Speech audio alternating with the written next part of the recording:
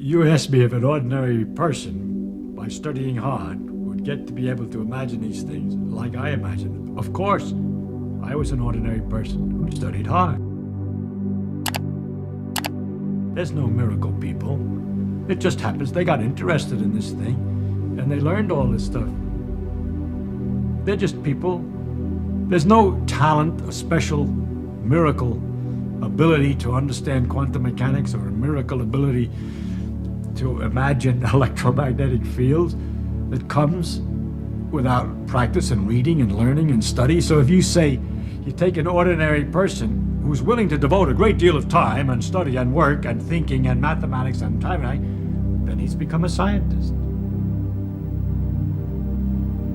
The great difference in what goes on in the head when people think they're doing the same thing.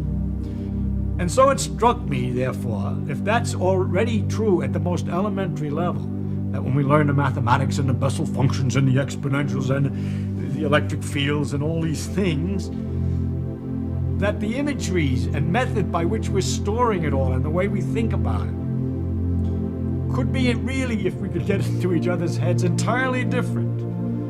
And in fact, why somebody sometimes has a great deal of difficulty understanding a point which you see as obvious, and vice versa, it may be because it's a little hard to translate what you just said into his particular framework and so on. Now I'm talking like a psychologist, and you know I know nothing about this. Suppose that little things behaved very differently than anything that was big.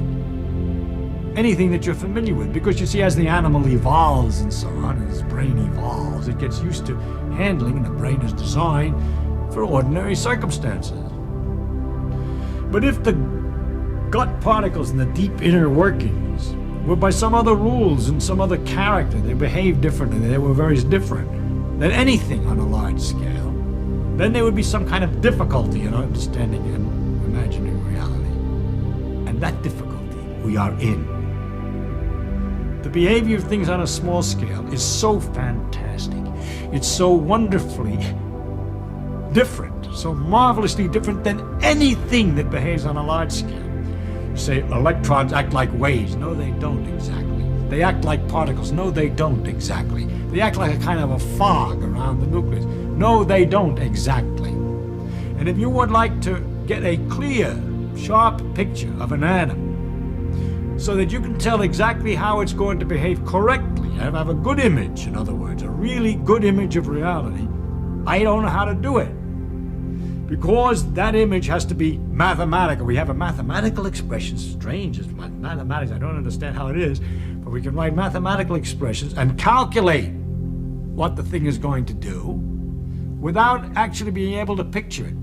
It would be something like a computer that you put certain numbers in and you have the formula for at what time the car will arrive at different destinations, and the thing does the arithmetic to figure out what time the car arrives at the different destinations, but cannot picture the car.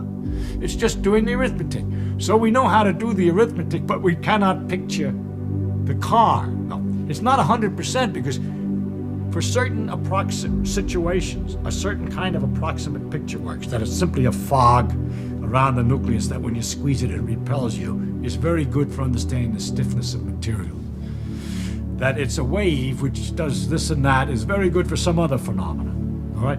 So when you're working with certain particular aspects of the behavior of atoms, for instance, when I was talking about temperature and so forth, that they're just little balls is good enough, and it gives a very nice picture of temperature. Is it possible then to develop a familiarity with those things that are not familiar on hand by study, by learning about the properties of atoms and quantum mechanics, by practicing with the equations, until it becomes a kind of second nature, just like it's second nature to know that if two balls came toward each other, they'd smash into bits.